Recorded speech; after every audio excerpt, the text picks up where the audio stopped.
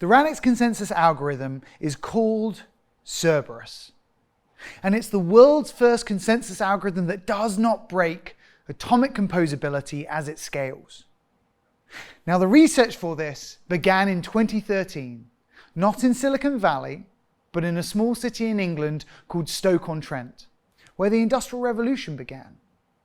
From that initial research, the Radix team has developed a lot of consensus algorithms. With one algorithm, Tempo, we even successfully replayed the entire history of the Bitcoin network in just 30 minutes across a massively distributed network, peaking at over 1.4 million transactions per second. A world record that still stands unbroken to this day. However, during this research, we kept noticing a serious flaw in how we and the rest of the industry were trying to solve scalability. The problem is, it's really hard to solve scalability without destroying something called atomic composability.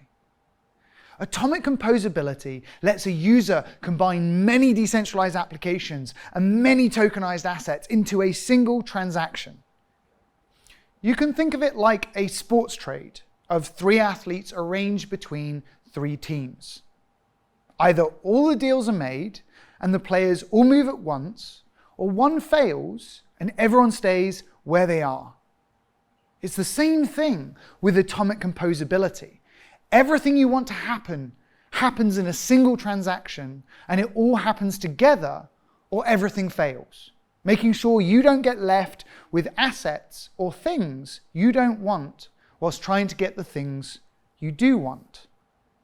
What many people don't realize is that 69% of all Ethereum transactions compose together 3 or more smart contracts.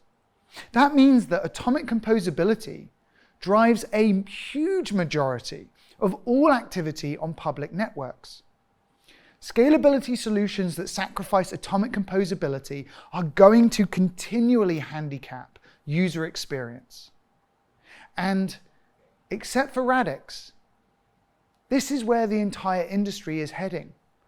From Ethereum 2.0 to Avalanche, from Cosmos to Polkadot, from Near to Aptos, they all have scaling techniques that limit which applications can be combined with which assets in a single transaction.